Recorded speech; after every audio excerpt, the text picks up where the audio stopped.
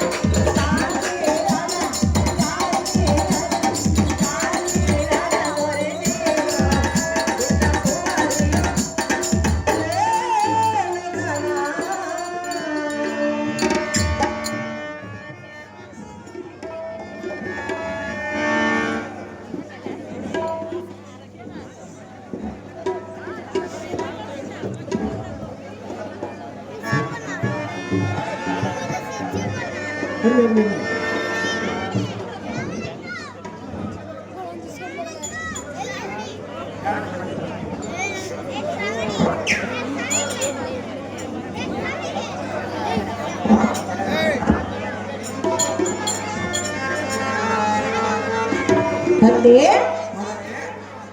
ಹರಮಂದಿರದಲ್ಲಿ ಸರಿ ಗೆಳೆಯರೊಡನೆ ಹಾಡುತ್ತಾ ಪಾಡುತ್ತಾ ನಾಟ್ಯವನ್ನಾಡಿ ನಟರಾಜನ ಕೃಪೆಯನ್ನು ಬೇಡುವ ಸಮಯದಲ್ಲಿ ನಿಮ್ಮ ದೂತರನ್ನು ಕಳಿಸಿ ಎನ್ನನ್ನು ಕರೆಸಿದ ಕಾರಣವೇನ ತಂದೆ?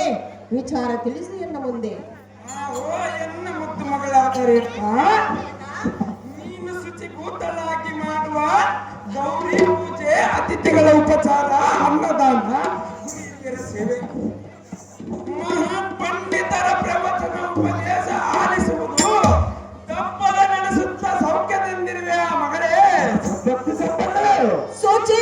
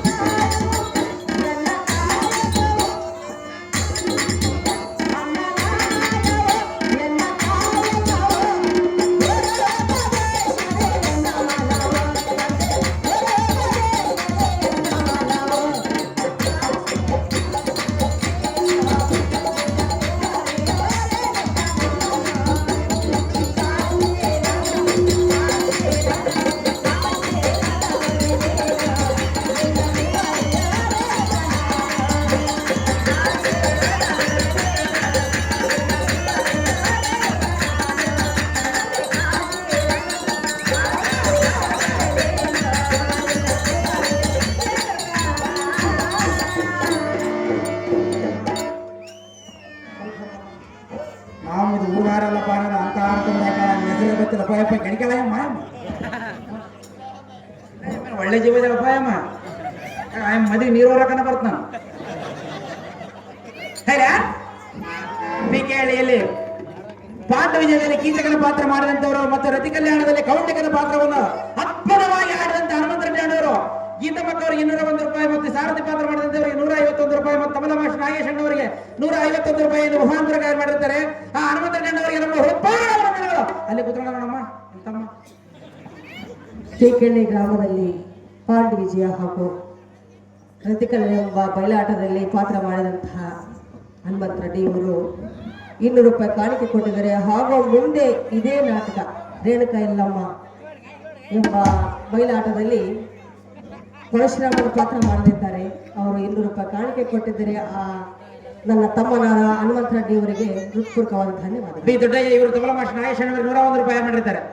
ತೀಕಳ್ಳಿ ಗ್ರಾಮದ ಅದ್ಭುತ ಕಲಾವಿದರಾಗಿರ್ತಕ್ಕಂಥ ಅವ್ರು ಆಡ್ಲಾರ್ದ ಪಾತ್ರ ಇಲ್ಲ. ಮೇನ್ ಇಂಥ ಕಥೆಯ ವಿಷಯ ಅಂದ್ರೆ ಆ ಪಾತ್ರದೊಳಗ ಮೇನ್ ಪಾತ್ರ ಆಗಿರ್ತಕ್ಕ ಆ ಹನುಮಂತ ರೆಡ್ಡಿ ಅಣ್ಣನವರಿಗೆ ಹೃತ್ಪೂರ್ವಕ ನಮಸ್ಕಾರಗಳು. ತಂದೆ ನಿತ್ಯವೂ ಶುಚಿ ಭೂತರಾಗಿ ಗೌರಿ ಪೂಜೆಯನ್ನು ಮಾಡುತ್ತಾ ಅನ್ನ ಸಂತರ್ಪಣ ಗುರು ಹಿರಿಯರ ಸೇವೆ ಪ್ರವಚನಗಳನ್ನು ಕೇಳುತ್ತಲೇ ಇರುವೆನು. ಹೌದೇ ಮಗಳೇ? ಕಂಡಿಯ ಜನಕ ಇದೆ ನೋಡು ಎನ್ನ ದಿನನಿತ್ಯದ ಕಾಯಕ. ಈ ಚಿಕ್ಕ ವಯಸ್ಸಿಗೆ ನೀನು ಬುದ್ಧಿಶಾಲಿಯಾಗಿರುವುದು ಕಂಡು ಹೌದಪ್ಪಯ್ಯ. ನಿನ್ನ ಸದ್ಗುಣವನ್ನು ಮೆಚ್ಚಿದೆ.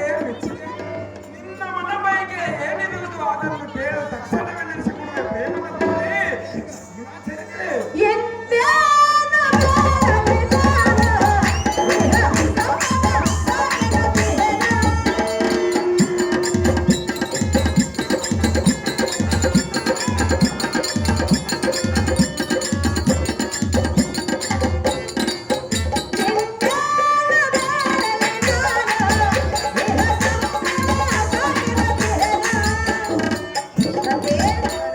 ಒಂದು ವಿಚಾರ ಹೇಳದೆ ಅಪ್ಪಯ್ಯ. ಮಗಳೇ ರೇಣುಕಾ, ನಡೆಸಿಕೊಡುವೆಯಾ? ಸಹಜವಾಗಿ ನಿಲ್ಲಿಸಿಕೊಡುವೆನು ಮಗಳೇ. ಮಾತು ಕೊಡಬೇಕು. ಮಾತು ತಮ್ಮುವನಲ್ಲ ಈ ಕಾಶ್ಮೀರ ರಾಜಕುಮಾರ. ಹೌದೇ ಅಪ್ಪಯ್ಯ? ಸಹಜವಾಗಿ ಹೇಳು ಮಗಳೇ. ಹೇಳದೆ ಅದೇನು ಚೆನ್ನಾಗಿ ಹೇಳು ಮಗಳೇ. ಮಲಪ್ರಭನಿಗೆ ಸ್ಥಾನ ಕೊಡುವೆನು. ಮಲಪ್ರಭನಿಗೆ ಸ್ಥಾನ ಕೊಡುವೆನು.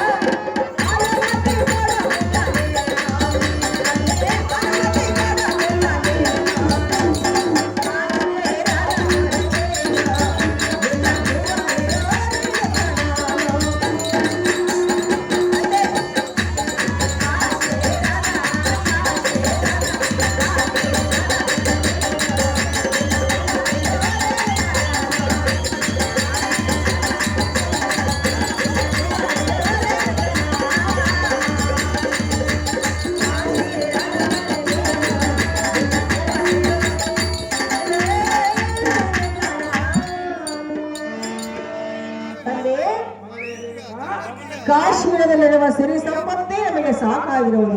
ಹೌದೇ ಮಗಳೇ? ಈ ಸಿರಿ ಸಂಪತ್ತು ಸ್ಥಿರವಾಗಿರಬೇಕೆಂದು ಆ ಭಗವಂತನನ್ನು ನಾನು ಬೇಡಿಕೊಳ್ಳುವೆನು. ಆದರೆ ಒಂದು ವಿಚಾರ ಅದೇನು ಕಂದ? ಅಪ್ಪಯ್ಯ, ಮಗಳೇ, ಮಲಪ್ರಭರೊಂದಿಗೆ ಸ್ನಾನ ಸಂಧ್ಯಾನ ಮಾಡಿಕೊಂಡು ಬರುವುದಕ್ಕೆ ಹೋಗುವನು. ಅನುಮತಿಯನ್ನು ಕೊಡಬೇಕೆಂದು ಬೇಡಿಕೊಳ್ಳುವೆನು ತಂದೆ. ಈ ಚಿಕ್ಕ ಆಸೆಯನ್ನು ನೆರವೇರಿಸಿ ಎಂದೆ.